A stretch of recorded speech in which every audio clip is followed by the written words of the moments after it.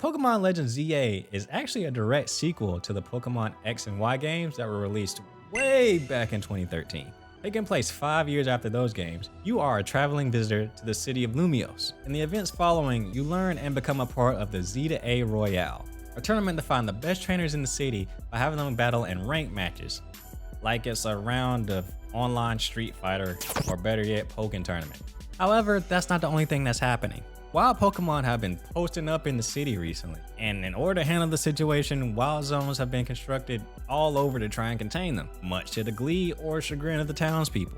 Then, among these wild Pokemon, there's been a curious phenomenon happening called Rogue Mega Evolution, where said Pokemon are just mega evolving on the spot and causing problems in the city. The story's fine. I found it enjoyable enough to get through the game at least, but it's honestly kind of what I expect out of a Pokemon game. It does try to bring some nuance into the narrative by bringing into question how much is too much when catering to these wild Pokemon in civilian streets, some of which will still buck up if they so much as see you.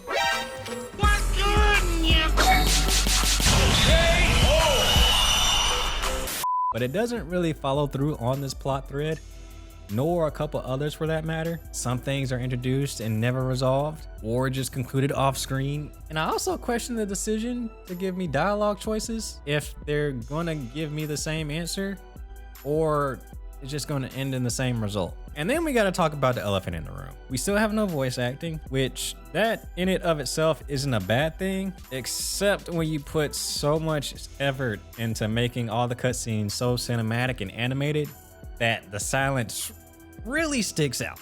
Even the highly animated dialogue just feels weird with nothing to accompany it.